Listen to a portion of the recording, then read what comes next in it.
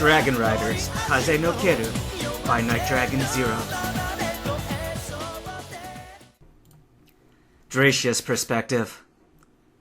I really thought that Jade was done for, and judging from the way everyone was screaming, they thought so too. Heck, I was screaming at the top of my lungs as well. But then I saw the lava stir. A new shape burst out from beneath the surface and flew back up. Jade, now fully Charizard, landed on a stone pillar and wiped off the ash-like remains of his clothes off his body. He stretched his wings, bared his fangs, and stared straight at Alucard. "Alright, pal, time for a rematch," he roared, jabbing a claw into the old warrior's direction. "And I'll show you what I do to people who try to kill me." "Impossible," Alucard muttered from his position on the other edge. "It was really true?" "Believe it, all right." Firestorm grinned from its aerial position. "Nice to have you back, Jade. For a second there, we all thought you were a goner." "For a second, so did I." Jade gave a thumbs up. "Excuse me, but don't celebrate till we've taken out the trash," I said, flying up beside Storm. Mirage leapt across the pillars like stepping stones and stood beside Jade. "Oh!" Alucard realized he was facing 4 foes that knew fire elemental attacks. Not very good considering he was a Scizor. "Get him!" Jade yelled. 4 flamethrowers were launched at Alucard from slightly different angles. Although he managed to dodge 2, Alucard was grazed by the 3rd and took a direct hit from the 4th. Screaming in pain, he managed to land on a pillar and drop to his knees. Growling, he activated his Gatling gun. "Scatter!" Firestorm ordered. Our 3 flyers spread out in the air while Mirage leapt away, jumping from pillar to pillar. There was a barely audible electronic beep, and Alucard tapped the side of his helmet with his free left pincer while still firing at us. "What?" he asked, obviously speaking into a comlink. "No, you idiot! Scantrix told you to search the Seaphone Islands! Damn it, I can't trust you to do anything right! Get there ASAP and I'll be over later!" Alucard yelled the last part so loudly that all of us stopped our attacks and stared. "God damn the night I'm having!" He swore furiously, realizing he just spilled his plans to us. "I don't have time to deal with you bunch now. Feel fear!" He raised his hands and made a peculiar motion with them. I briefly saw a purplish glow around him before darkness engulfed me. Darkness. Pitch black, like I was alone with nothing but a swirling black color about me. "Storm? Guys? Help!" I screamed, panicked. The darkness must have been affecting the others as well, for I heard their confused voices screaming for help as well. There was a sudden roar of jets and a bright streak of light shot across the darkness. And just as suddenly, the darkness was gone. I got up to find Firestorm offering a claw in aid, Jade shaking his head, and Mirage leaning unsteadily against the wall. "What the hell was that?" I asked. "Something Alucard did, definitely," Mirage said.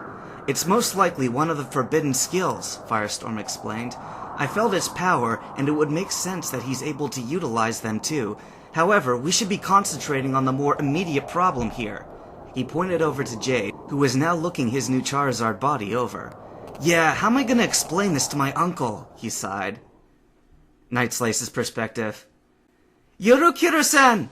"Oh no, why is she still here?" I cringed. It was 6:30 a.m., and just before the train ticket station office was scheduled to open.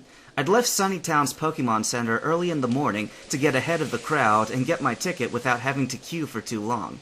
I had hoped to lose Hazuki amongst the early morning crowd of people traveling to work. Unfortunately, I'd also forgotten it was Sunday, meaning that the crowd wouldn't be very big. And that was why she'd easily found me and took a spot right beside me. "You won't trick me that easily, Yokiruka-san," she giggled. "I thought you didn't have any money," I said. "I didn't, but Joy from the Pokemon Center offered me some in return for fixing the equipment last night," Hazuki winked. "Oh, lucky you," I groaned sarcastically. Never mind, I thought. She may know I'm going to Johto, but not which part of it. When it was my turn, I deliberately leaned as close as I possibly could to the glass window and slid the faxed copy of Koga's receipt to the attendant. "I have a reservation under Fuchsia City Leader Koga," I said. "Oh, you're another one of his students who's setting out, aren't you?" The attendant smiled. She was a gray-haired old lady. "Yes, I am." That was what Koga had told me to say.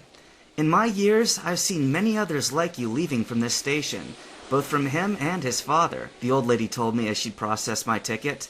"Good luck, and have a safe journey." "Thank you." Grinning inwardly, I walked to the exit, which led directly to the train platform, hiding the "To Jerry Grove City" lettering on my ticket. Finally, she won't be able to follow me. "Excuse me," I heard the teen talking to the ticket attendant.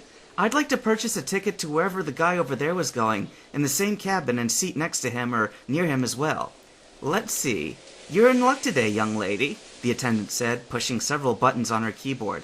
"It's a two-person cabin with the other seats still available. There you go. Have a nice day." It took a lot of self-control to prevent myself from fainting on the spot.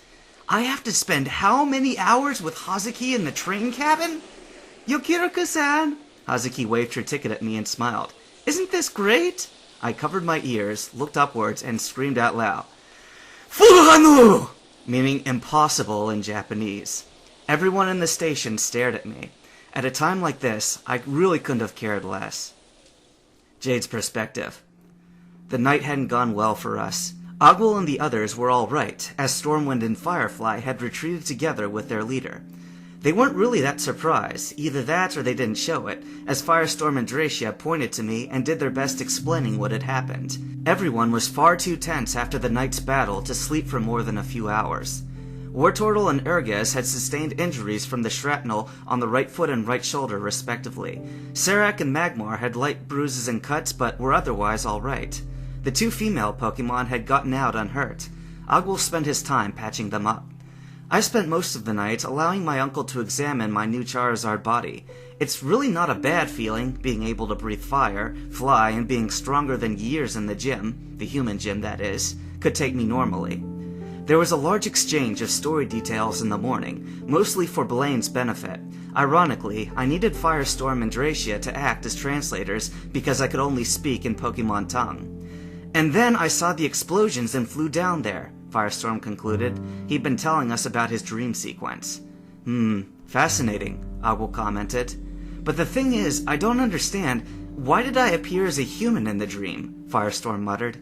"I'm not an expert on the supernatural," Ogwell answered, "but I believe you were thinking so much about turning into one that it affected your subconscious mind.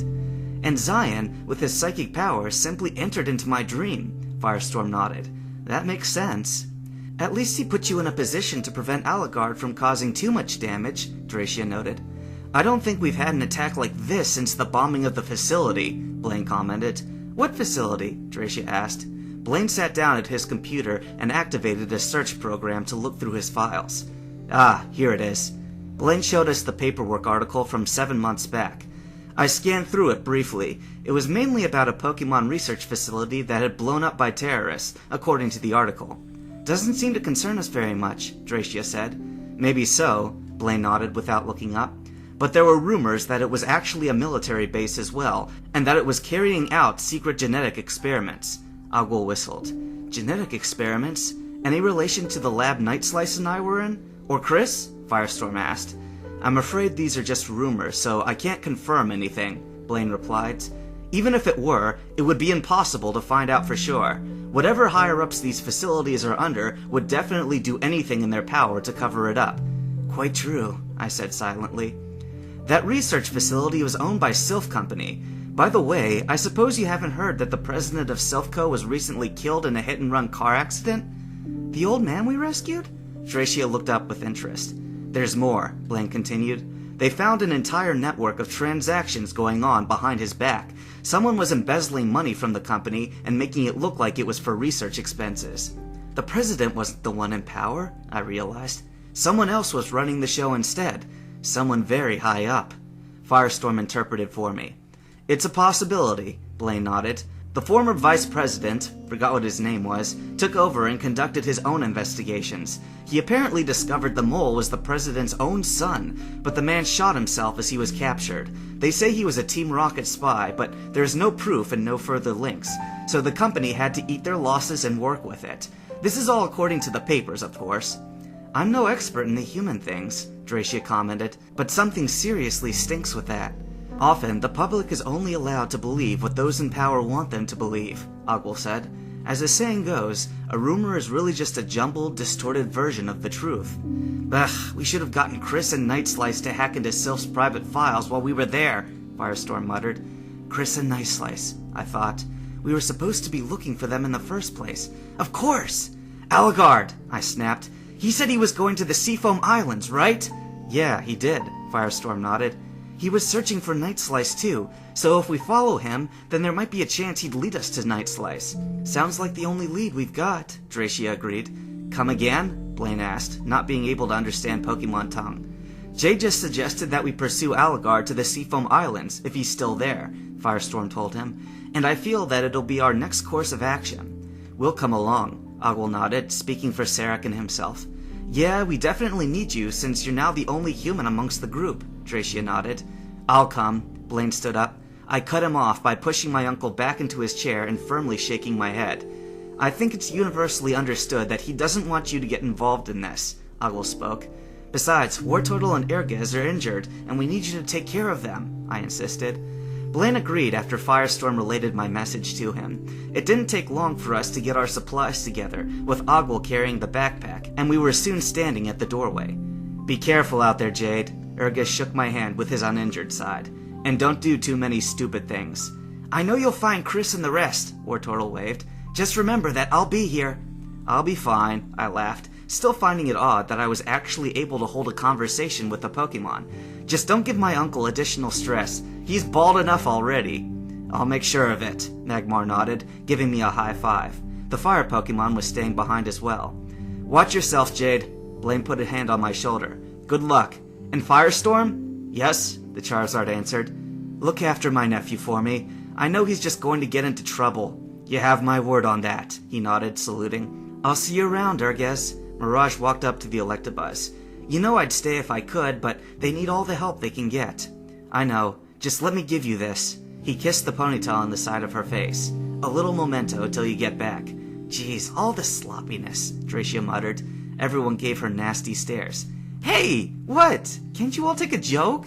Jade, what have you done to her? Blaine asked. It's not my fault, I protested. That got everyone laughing. As it would turn out later, it would be our last one for a while.